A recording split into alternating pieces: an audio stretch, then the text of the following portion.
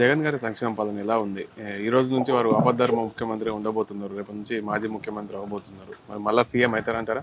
100% CM అవుతాడన్న. ఎందుకైతాడు? పథకాలన్నీ పంచాడు కదన్న. ఇంటి వద్దకే పాలన చేయాలి, ఇంటి వద్దకే గడప వద్దకే పాలన అన్నాడు. పొద్దున్న ఉదయం వచ్చరికి ఎన్ని గంటలకు వస్తుంది ఇంతకుముందు పెన్షన్? ఇప్పుడు 5 గంటలకే తీసుకొచ్చేస్తున్నారు. స్కూల్ ఎలా ఉన్నాయన్న? వాలంటీర్లు అందిస్తున్నారు, ఎక్సలెంట్గా చేస్తున్నారు వాలంటీర్లు. ఇప్పుడు నాడు నేడు అనే స్కూళ్ళల్లో దోపిడీ జరిగిందని చంద్రబాబు నాయుడు గారు అంటున్నారు. మరి ఏం జరిగిందన్న? ఇంత ముందుకి ఇప్పుడు స్కూల్ ఎలా ఉన్నాయి? ఎంతమంది వెళ్తున్నారు స్కూల్కి? ఈరోజు అడ్మిషన్లు కావాలన్నా కూడా అసలు వీళ్ళు దొరకట్లేదు స్కూల్లో. మధ్యాహ్నం భోజనం పథకం కానీ ఏ రకంగా పెడుతున్నారు, అంగన్వాడీ చిన్నపిల్లలు కానీ తల్లులు కూడా వెళ్ళి తింటున్నారు ఈరోజు. అలా మంచి మంచి పథకాలు పెట్టి భోజనాలు పెట్టి మంచి చేస్తున్నాడు జగన్ అన్న. గతంలో చంద్రబాబు నాయుడు ఉన్నప్పుడు లేదా ఇవన్నీ? ఎక్కడ పోయినాయి అన్నీ? ఇప్పుడు ఇస్తున్నాడు జగన్ అన్న. ఈ డబ్బులన్నీ ఎక్కడ పోయినాయి? పథకాలన్నీ ఇన్ని పథకాలు ఇచ్చాడు, డబ్బులు ఎక్కడికి పోయినాయి? అన్నీ ఎవరు తిన్నారు? మరే చంద్రబాబు నాయుడు ఇవ్వలేదు, ఇచ్చాడా? ఇవ్వలేదు. రిటర్నింగ్ వాళ్ళు ఏదైతే మొన్న ఓపెన్ అయిందో కృష్ణలంకలో, రిటర్నింగ్ వాళ్ళ ఐడియా ఉందా మీకు? ఐడియా లేదు.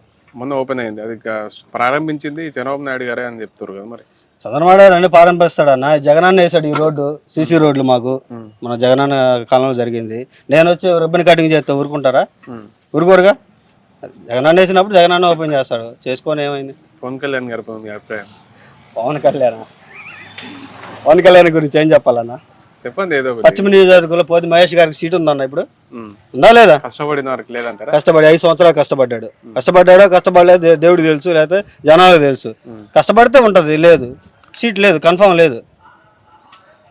మొత్తానికి పవన్ కళ్యాణ్కి ఉన్న చోట నించున్న చోటే రాదన్న, సీట్ రాదు. గెలవలేడు. దండం పెడుతున్నాడు, నన్ను ఎమ్మెల్యే నన్ను కానియండి అని దండం పెడుతున్నాడు. పిఠాపురంలో గెలిచి ఉప ముఖ్యమంత్రి పిఠాపురం కాదు, పిఠాపురం పోయి పెట్టలు తోలుకొని రావాలి. పోయి పెట్టలు ఎన్ని ఉన్నాయో తోలుకొని రావాలి ఇక, అంతేగాని తప్ప కానీ ఇక్కడ ఏం లేదు, అక్కడ ఏం లేదు. మళ్ళీ జగన్ గారేనా? మళ్ళీ జగన్ 100%. No doubt. సంక్షేమ పథకాలు ఏవైతుందో నీకు కానీ మీ కుటుంబ సభ్యులకు కానీ ఏమైనా వచ్చినాయి? నాకు రాకపోయినా పర్లేదు, అందరికి అందుతున్నాయి అన్న. అందరికి అందుతున్నాయి, చాలా సంతోషం. నీకు రాకపోయినా జగన్? నాకు రాకపోయినా పర్లేదు, జగన్ 100% ఓటేస్తా. మళ్ళీ కాబోయే సీఎం 10 మంది కాదు 100 మంది చేత తెప్పిస్తా. కాబోయే సీఎం జగనే, నో డౌట్. సార్ మీ పేరు? నా పేరు విజయరాజు. జగన్ గారి పరిపాలన ఎలా ఉందంట? బాగుందండి జగన్ గారి పరిపాలన. జగన్ గారి పరిపాలన వచ్చిన కాడి నుంచి బడుగు బలహీన వర్గాలు కానీ, బీసీ వాళ్ళు కానీ, మైనార్టీలు కానీ సంతోషంగా ఉన్నారు. దానివల్ల ఎటువంటి డోకా లేదు. 175 గ్యారంటీగా కొడతారు. కాకపోతే ఈ పొత్తులతో రావటం అన్నది వైసీపీకి మంచి పెచ్చింగ్ అయిపోయింది. ఇప్పుడు బీజేపీని కలుపుకున్నారు. బీజేపీని కలుపుకోవటం మూలాన ఎస్సీ ఎస్టీ మైనార్టీ వాళ్ళు ఓట్లు పోతాయి. అదే విడివిడిగా పోటీ చేసినట్టయితే కొంతలో కొంతన్నా 1-2 సీట్లను లాగేవాళ్ళు. వాళ్ళ పరిస్థితుల్లో మరి వైసీపీ విన్ అవుతుందని నా యొక్క అభిప్రాయం. అంటే కేఏ పాల్ పార్టీ ఒకటే కదా, అన్ని పార్టీలు కేఏ పాలు అది ఆటల అట్టిపండు లాంటిది. ఎవరు కలుపుకోవటానికి ముందుకు రారు. వచ్చినా కూడా వాళ్ళని ఈయన దెబ్బకి వాళ్ళు తట్టుకోలేరు.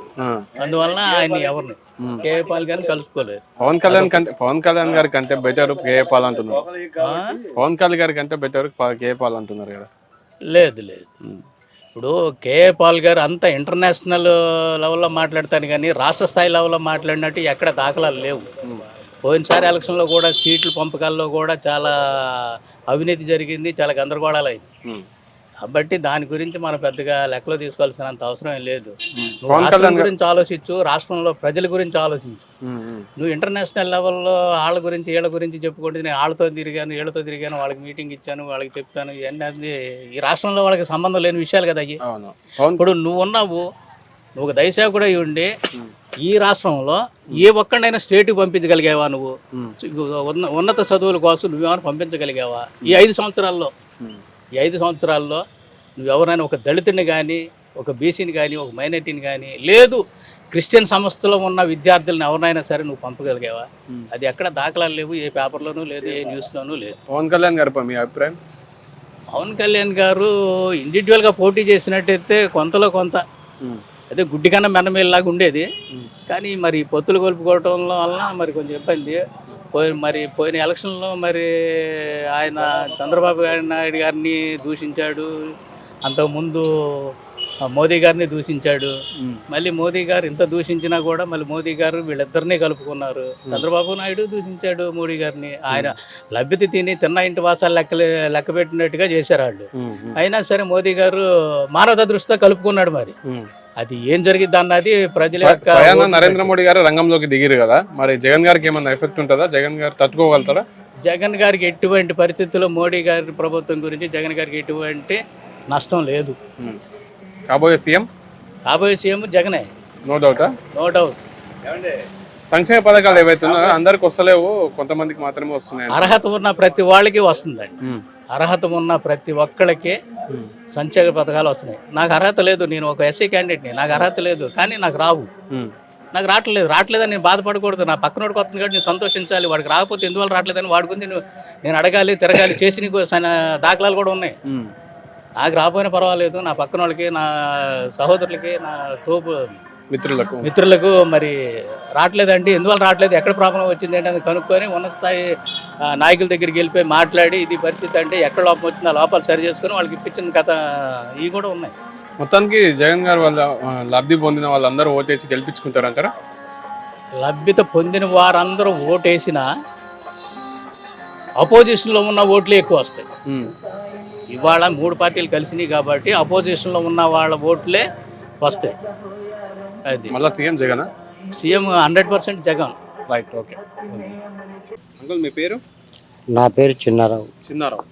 జగన్ గారి పరిపాలన ఎలా ఉంది? అసలు నంబర్ 1 పరిపాలన అయింది. సూపర్, ఎదు లేదు తిరుగులేదు, చెప్పటానికి తిరుగుడు ఉండదు. ఆయన తర్వాత ఎవరైనా సీఎం. ఇప్పుడు సంక్షేమ పథకాలు ఏమైనా అందినాయా మీకు కానీ మీ కుటుంబ సభ్యులకు కానీ? నా కుటుంబ సభ్యులకు నాకు అందినా అందకపోయినా జనాల మొత్తానికి అందినాయి నా కళ ముందే. అందరు పిల్లలు, స్కూల్ పిల్లలు, చిల్డ్రన్స్, వాళ్ళ బుక్కులు ఏంటి, చదువులు, డబ్బులు ఏంటి, వాళ్ళకేంటి, మొత్తం ఆయన సర్వం. ఇంకా మనకు పెట్టాలి, ఆయన మనం తీసుకోవాలా. ఏం కావాలి మనకి? కాళ్ళు చేతులు ఉన్నాయి, కష్టపడుతున్నాం, తింటున్నాం అని ఆయన్ని పోయి అడగాల్సిన అవసరం ఏముంది? గతంలో చంద్రబాబు నాయుడు ఆయన అసలు మనిషికి తుపాకీ పేల్చినా దొరకడయ్యా. తుపాకీ ఎక్కడ ఉంది పట్టుకోండి అన్నా దొరకడు. ఏం మాట్లాడతావు ఆయనతో? పవన్ కళ్యాణ్ గారి మీ అభిప్రాయం? అసలు పవన్ కళ్యాణ్ గురించి నో టాక్, మాట్లాడకూడదు. అతను ఇంకా చాలా నేర్చుకునేటివి ఉన్నాయి. అసభ్యంగా ఎక్కడైనా స్త్రీలను ఎవరినైనా బూతులు తిట్టకూడదు, ఎవరిని విమర్శించకూడదు. పార్టీ పెట్టావు, పార్టీ పరంగా గెలవాలి. పొత్తు కలిసావు, నీకు చేతవని అవ్వకపోని పొత్తు ద్వారా మరొక వ్యక్తిని విమర్శించకూడదు. రేపు నువ్వే సీఎం అయ్యావు అనుకో, నేను అనేవాళ్ళు ఎంతమంది ఉన్నారు? తప్పది. మనదేంటో మనం చూసుకోవాలి. అది నాకు తెలిసింది. అసలు 30 ఏళ్ళ వరకు సీఎం ఆయన జగన్మోహన్ రెడ్డి తర్వాతే 30 సంవత్సరాలు. డౌట్ ఉండదు. తక్కువైనా చెప్పలేము, ఆయన సీఎం, నో డౌట్.